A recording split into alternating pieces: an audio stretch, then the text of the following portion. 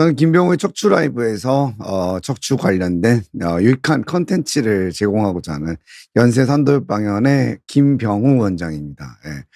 자, 오늘의 그러면은 주제 한번 보면서 강의를 시작할 텐데, 사실상 오늘 주제가 굉장히 좀 생소한 병이에요. 생소한 병이어서 아마 보시는 분들 중에서도 저런 것도 있나? 이렇게 갸우뚱하실 수도 있고 할 수 있는데, 병명은 굉장히 익숙해요. 디스크죠, 디스크. 파열성 디스크인데 그 앞에 수식어가 붙었죠. 흉추 파열성 디스크예요. 그 뭐냐? 허리랑 목이 아닌 등에 생긴 디스크란 뜻입니다. 그래서 오늘은 바로 이 흉추 파열성 디스크에 대해서 얼마나 이 병이 위험할 수 있고 또 어려운지를 설명드리고자 합니다.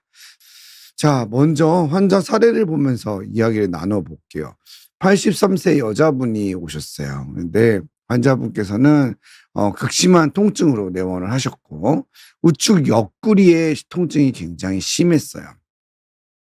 이게 처음에 전조 증상이 좀 있어서 사실상 한 3개월 전부터 극심한 옆구리 통증이 있었는데 처음에는 대상포진인가도 싶으셨대요.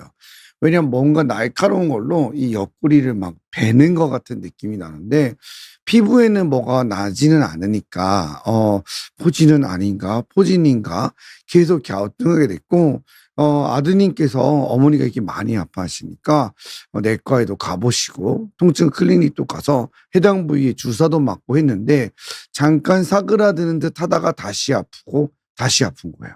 그런데 일주일 전부터 혼자 잘 걸어 다니시기는 했는데 아파도 다리에 힘이 빠지고 다리 전체가 마비가 오면서 저리고 옆구리의 통증과 함께 다리의 통증이 같이 동반되면서 보행이 아예 되지 않는 상태로 내원하시게 됐어요. 그래서 양쪽 다리가 완전히 마비가 돼버린 겁니다. 그래서 다리가 움직이지 않았고 병원에 오셨을 때도 체크를 해보았더니 이 다리가 약간 반사만 하는 자극을 주면 이렇게 우리가 예전에 과학 실험실에서 봤던 개구리 다리 움직이듯이 꿈틀만 하지 실제로 환자의 의지대로는 움직임이 전혀 없는 거예요. 통증이 너무너무 극심해서 도저히 이루 말할 수 없을 정도의 통증이었기 때문에 검사를 진행해 보게 되었는데요. 타 병원에서도 사실상 MRI 검사를 허리 쪽을 하셨어요. 3-4개월 동안에.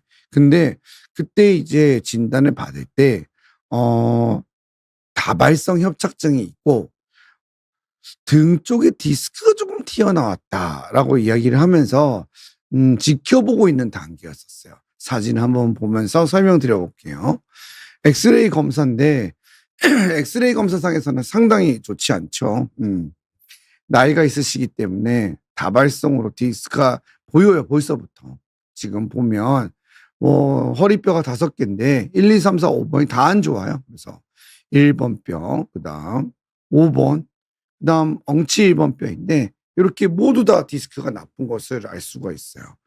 등 쪽이 뒤에 해당이 되는데 그 디스크 사이에 있는 공간이 거의 없이 뼈와 뼈가 붙어버려서 검은 색깔 음영이 생겼죠. 이 얘기는 바로 디스크 자체에 수분도 거의 다 잃어서 퇴행성 디스크가 생겼다는 뜻이에요. MRI를 보았더니 타병원에서 찍었던 건데 요렇게 벌써 문제가 생겨져 있는 것을 알 수가 있죠. 그래서 다발성 협착증이고 1번부터 5번까지 전체적으로 다 좁아져 있는 소견을 보여서 여기에 대해서 통증을 조절하는 주사를 했는데 위에 등 쪽에 디스크가 약간 그 당시에는 동반되어 있었던 거예요. 근데 통증이 너무 심해지고 이 정도 MRI로 보행이 불가능할 정도는 아닌 게 분명하고 일주일 사이에 급격하게 나빠졌기 때문에 검사를 새로 시행하게 되었어요.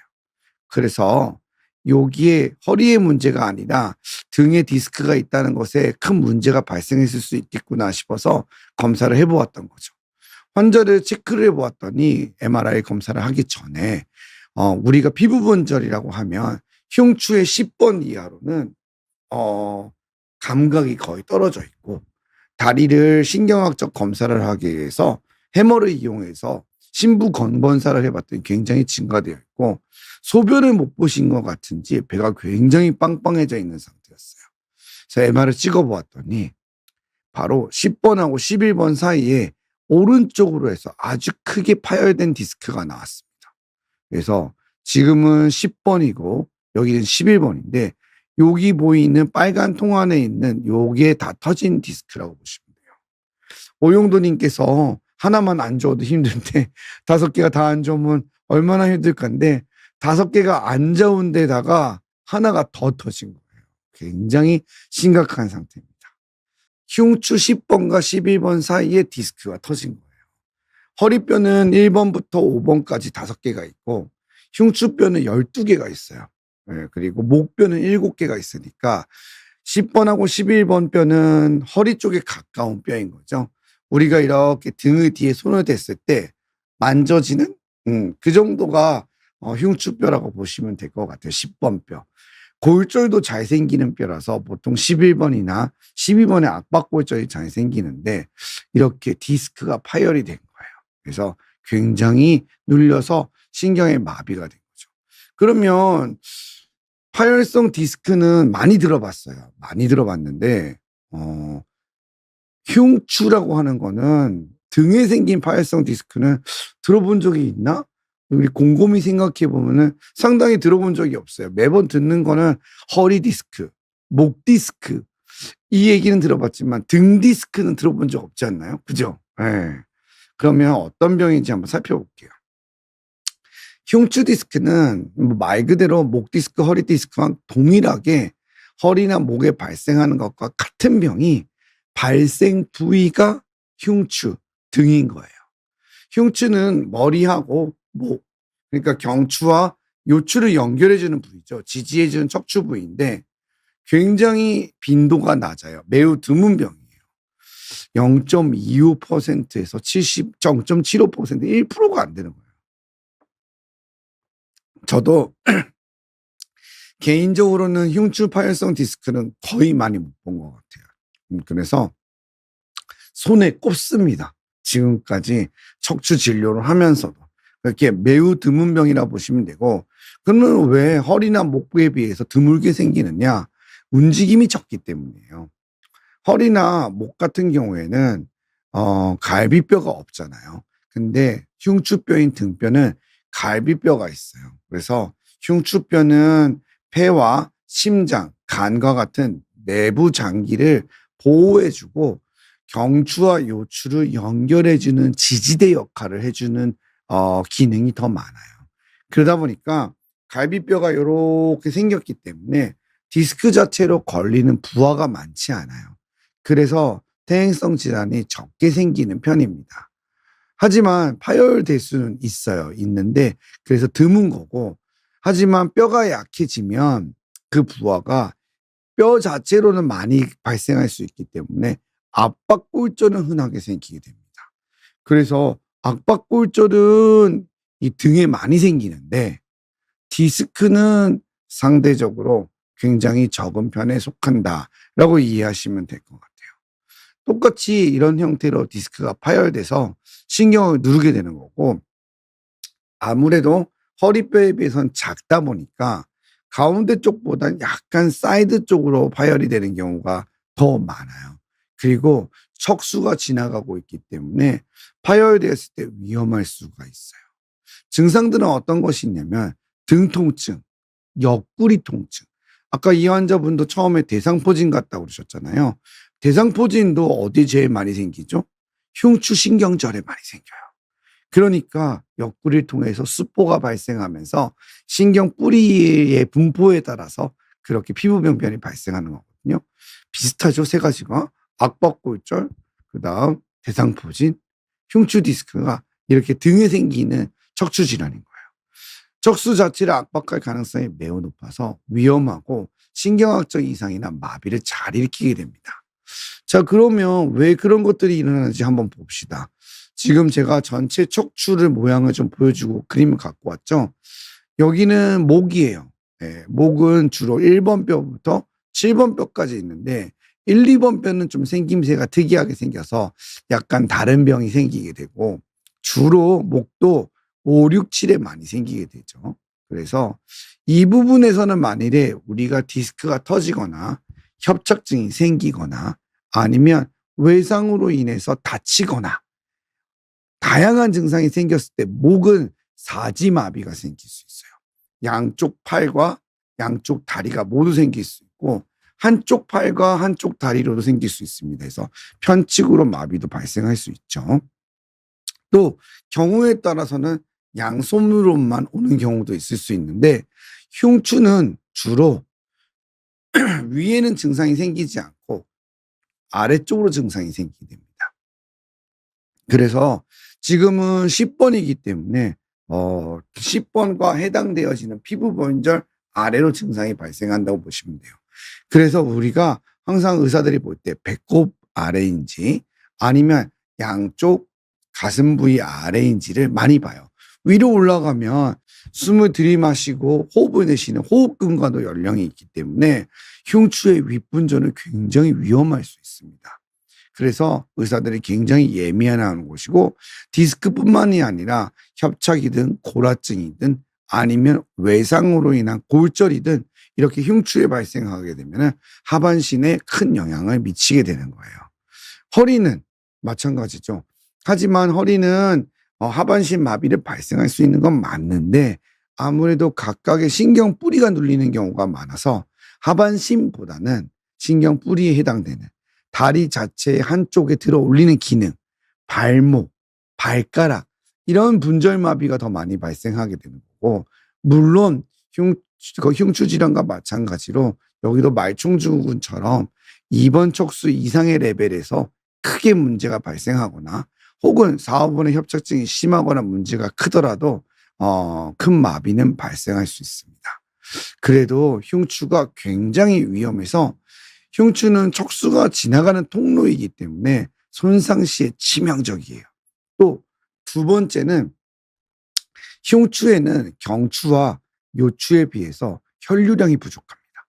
아무래도 경추랑 요추는 팔다리로 가는 신경도 많기 때문에 주위에 신경 얼기도 형성되어 있고 이거와 함께 척수에 혈액을 공급하는 혈액 공급량도 많은 편인데 흉추는 어떻게 보면 좀 지나가는 부위거든요. 그러다 보니까 이 발생학적으로 혈류량이 좀 모자라요. 그래서 흉추에 급성 질환이 생기게 되면 상당히 위험하고 하반신 마비와 같은 신경학적 증상이 생기게 됩니다. 병력과 의학적 검사가 진단을 이렇게 하는 데 있어서 가장 중요할 거예요. 아까 얘기했던 것처럼 신경학적 이상이 잘 발생하기 때문에 금방 의심해 볼 수가 있고요. MRI가 가장 정확한 영상 검사입니다. 이걸로 거의 진단된다고 보시면 되고요.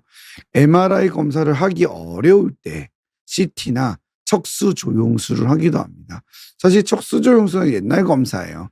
제가 레지던트 때 했던 검사인데 1년 차 때 보면은 전화가 오셔서 외래에서 교수님들이 척수 조영술이 필요하다 하면 저희가 가가지고 척수 내에 조영제를 천천히 주입하고 검사를 하기도 했었거든요. CT도 그 위에 찍기도 같이 했었고요. 근데 요즘은 MRI가 너무 잘 나왔기 때문에 척수 조영술까지 잘 안 하는 것 같고 몸에 기계가 들어가 있거나 MRI 목 찢는 상황 그럴 때에는 검사를 통해서 판별하기도 합니다. 근전도 검사는 보조적인 검사이거나 장애 판정을 할 때 따라오는 추정형 검사인 경우가 더 많은 것 같고 가장 핵심은 MRI라고 할 수 있겠습니다. 치료는 일반적인 디스크하고 비슷해요. 경증이거나 초기일 때는 보존적 치료를 하는 게 맞습니다. 다른 부위에 발생하는 디스크 질환과 치료는 같고요. 중증이나 하반신 마비, 신경학적 이상과 같은 위험 증상이 있으면 수술을 빨리 해야 됩니다. 응급이고요. 긴급하게 결정해야 됩니다. 우선 고려해야 되고. 하지만 여기서 가장 중요한 거는 수술 위험성이 굉장히 높아요. 이게 무슨 말이냐? 우리 선생님들이 수술을 하기를 싫어합니다. 무서워서 그렇습니다. 조금 있다가 더 설명드리도록 할게요. 그러면 환자와 가족들이 기억해야 되는 흉추 디스크의 위험 신호들은 어떤 것이 있는지 간단하게 살펴보도록 할게요. 계속 이야기했죠. 하반신 마비나 근력 약화예요. 다리가 휘청거리는 것 같다라는 이야기를 하시기도 하고요. 어떤 말씀을 많이 하시냐면 발바닥에 뭐가 붙어 있는 것 같다고 그래요. 급성으로 파열되면은 바로 마비가 일어나겠지만 천천히 진행될 때는 발바닥에 뭐가 붙어 있는 것 같다고 합니다. 그러면서 다리를 어디다가 두는지 모르겠다고 하세요. 그러니까 내 다리가 내 마음대로 움직이지 않는다라는 표현을 해요. 그러니까 내가 다리를 움직이긴 움직이는데 제어가 안 되는 거예요. 그게 왜 그러냐면 감각이 차단돼서 그래요. 예를 들어서 이게 다리라고 칩시다. 그러면 요 다리가 움직일 때 내가 이렇게 움직일 때 이 정도까지 다리가 간다는 거를 우리가 뇌에서 인식을 할 수 있어요. 그게 척수의 굉장히 중요한 기능이에요. 그러니까 우리가 눈 감고도 걸을 수 있는 이유예요. 다리가 어디에 움직이는지 아는 거죠. 근데 감각이 날아가게 되기 때문에 저하되고 결손이 발생을 해서 어디에 다리를 두는지 모르겠는 거예요. 그러니까 다리가 그냥 붙어 있는 느낌인 거죠. 이게 경한 것부터 심한 것까지 다양하게 발생할 수 있습니다. 그게 바로 마비라고 하는 거고 불완전 마비와 완전 마비가 있겠죠. 또 두 번째는 배뇨 배변 장애가 있습니다. 특히 배뇨 장애는 굉장히 위험한 신호예요. 소변을 잘 못 보거나 소변이 못 봐서 빵빵해집니다. 이 조절이 잘 안 되는 거예요. 배변 장애도 충분히 발생할 수 있고요. 하지만 둘 중에 하나라고 한다면 배뇨 장애인 것 같아요. 그래서 이 부분이 굉장히 중요하겠고, 근데 연령대가 높아지면 어르신들은 남자분들은 전립선도 가지고 있고 평상시에도 배뇨 장애가 있으니까 구별을 잘 못하실 때가 있기는 해요. 하지만 급성으로 진행될 때는 배뇨 장애도 충분히 발생할 수 있고요. 이게 점점 심해지는 통증일 때는 매우 위험합니다. 허리 디스크하고는 다르게 이게 통증이 점점 심해진다면 꼭 바로바로 검사를 해서 뭐 한 달 전에 찍었다고 해도 또 찍어봐야 돼요. 매우 위험할 수 있기 때문입니다. 허리 디스크나 목 디스크는 조금 여유가 있어요. 그래서 점점 심해지더라도 약 먹고 주사 맞고 이래 볼 수 있는데 흉추 디스크는 일단 진단이 되었다면 매우 위험할 수 있기 때문에 점점 심해질 때는 바로바로 즉각적으로 검사를 해서 1~2mm라도 더 튀어나오면 문제가 발생할 수 있다는 것을 꼭 기억해 두어야 됩니다. 그리고 마지막으로는 계속 이야기하는 보행장애인 거죠. 이런 것들이 발생했을 때는 항상 기억을 해 두시는 게 좋을 것 같아요. 제가 앞서서 이야기를 했어요. 흉추 디스크는 수술을 하는 것을 의사들이 꺼려한다. 좀 걱정이 많다. 또 수술 위험성이 높다라고 얘기했어요. 그 이유는 수술도 역시 어떻게 보면은 신경에 데미지를 줄 수 있기 때문입니다. 왜냐하면 첫 번째로 혈류량이 굉장히 모자르고 척수 자체가 약해요. 그래서 허리나 이런 거는 우리가 디스크를 제거하기 위해서 좀 당길 수 있습니다. 근데 흉추는 그게 굉장히 어려워요. 그리고 목 같은 경우에는 뒤쪽에서 넓게 감압을 하거나 아니면 앞쪽으로 디스크를 제거할 수 있습니다. 근데 흉추는 앞쪽으로 디스크를 제거하는 게 굉장히 어려워요. 왜냐하면 목은 앞에 기도와 식도이기 때문에 조금만 당겨줘도 디스크를 충분히 볼 수 있어요. 근데 흉곽 안에는 뭐가 있죠? 심장이 있고요. 대동맥, 대정맥이 있죠. 못 당깁니다. 노출을 시키기가 거의 불가능하고 만일 한다고 하더라도 전방으로 들어가는 건 불가능에 가깝고 측방으로 들어가야 되는데 이것 또한 굉장히 위험해요.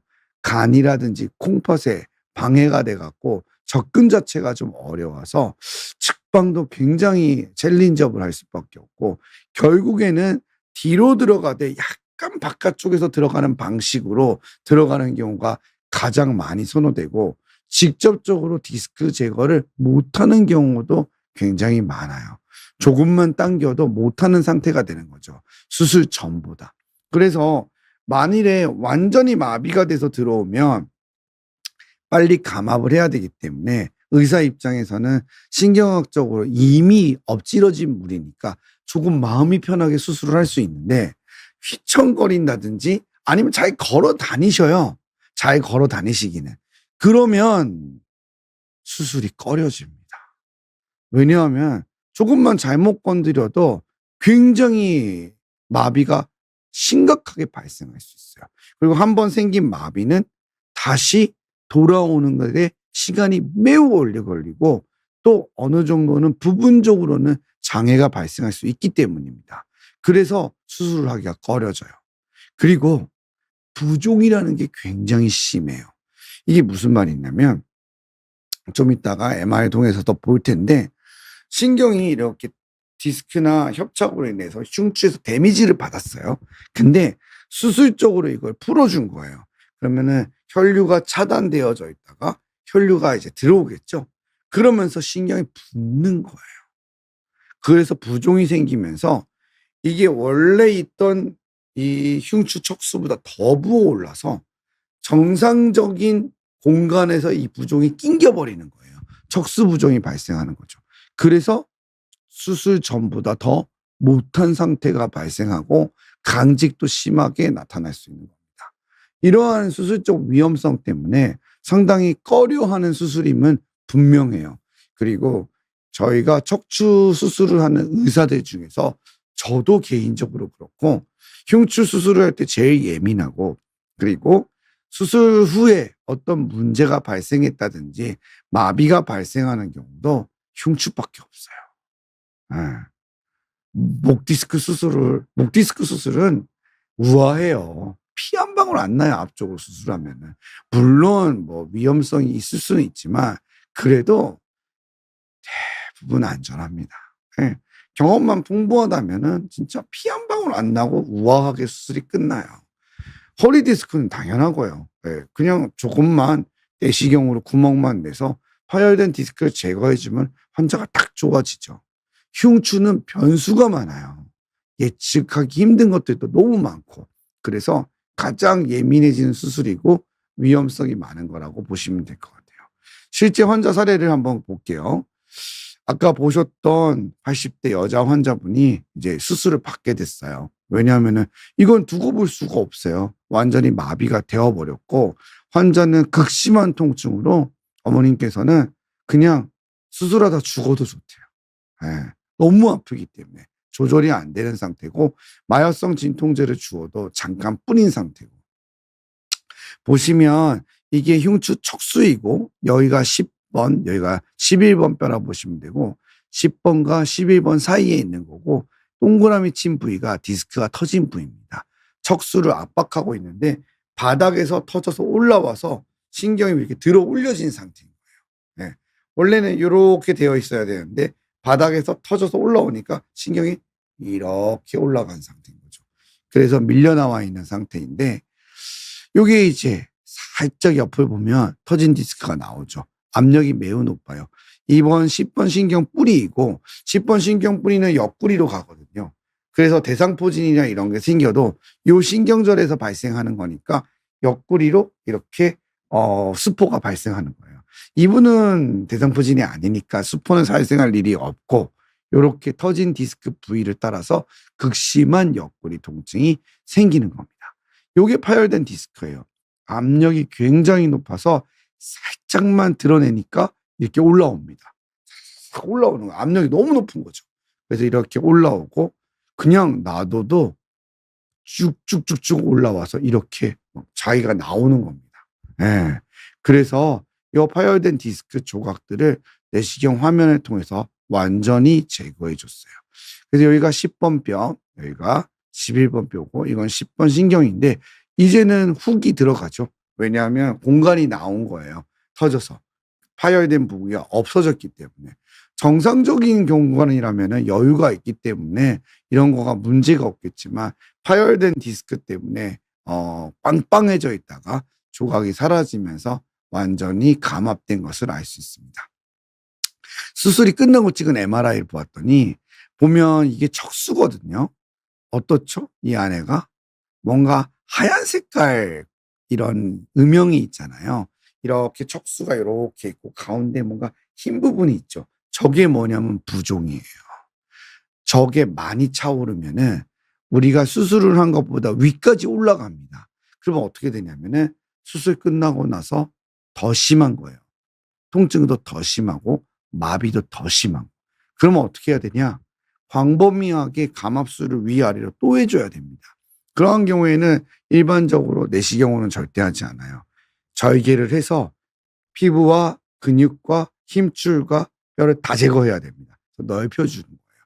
그래서 완전히 개방을 시켜주는 형태의 광범위 감압술을 시행하기도 합니다. 이분은 그래도 앞뒤가 다 여유가 있고 수술이 끝난 다음에 통증은 없어지셨어요. 바로. 그래서 지금은 요렇게 잘 감압된 상태이기 때문에 추가적인 감압술은 필요하지 않습니다. 자, 그러면 드물지만 무서운 이 흉추 디스크 원인은 무엇일까요? 첫 번째는 퇴행성 변화예요. 일반 디스크와 똑같습니다. 잘 발생하지는 않지만 퇴행성 변화 때문에 생기는 경우가 많고요. 두 번째는 외상이 있습니다. 제가 말했잖아요. 다치면서도 잘 발생하는 게 흉추 압박골절이라고. 근데 디스크도 생길 수 있어요. 그래서 다칠 때 잘 생깁니다. 그리고 골절과 함께 발생하는 경우도 있어요. 뼈가 깨지면서 디스크가 나오는 거죠. 이때 굉장히 위험해지는 거예요. 이렇게 외상이 원인이 될 수 있고 무리한 동작, 들어 올리려고 할 때 압박골절이 잘 생기는데 이때 같이 발생할 수 있어요. 하지만 뼈로 가는 경우가 더 많아서 흉추는 압박골절이 더 많습니다. 스포츠 손상, 운동하다가 다치시는 경우도 많아요. 자전거도 있고요. 아니면은 뭐 젊은 친구들 같은 경우에 축구하다가 럭비하다가 생기는 경우가 종종 있습니다. 그리고 익스트림 스포츠일수록 가능성은 더 높아지고 겨울철에 스키 타다가도 발생합니다.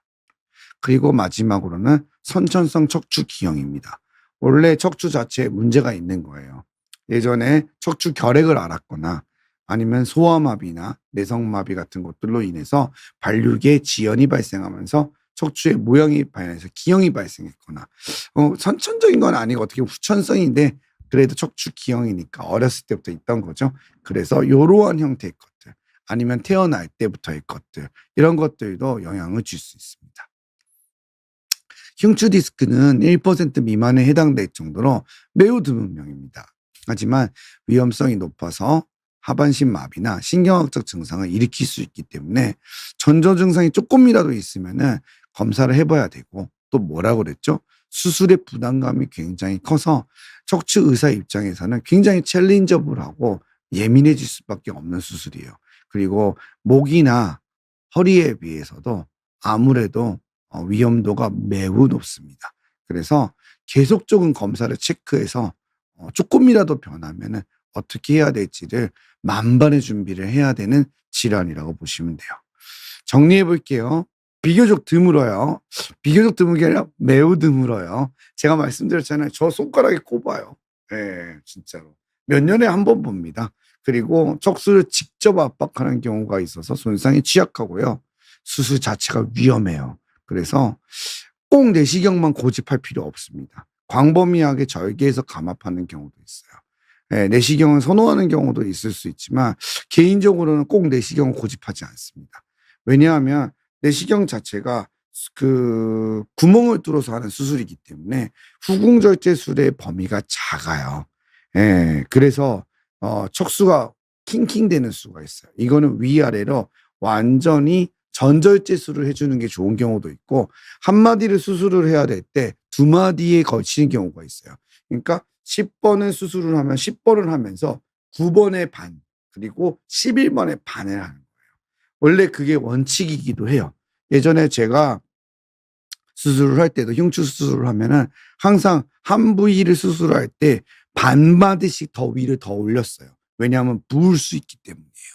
그래서 이런 부분이 굉장히 중요합니다. 그래서 광범위하고 충분한 감압이 필요한 경우가 많다.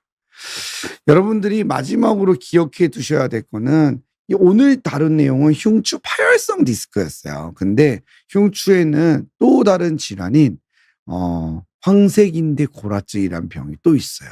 이건 좀 캐릭터가 달라요. 이건 제가 다음에 잘 준비해서 한 번 더 설명을 드려볼 테니까 연속해서 이 흉추 파열성 디스크랑 황색인대 골화증이랑 한번 들어보면은 이게 이렇게 다를 수 있겠구나라고 이해하실 수 있을 거예요. 오늘은 비교적 드문 질환인데 시청해 주셔서 너무 감사하고요. 질문에 대답해 드리는 시간을 가져보도록 하겠습니다.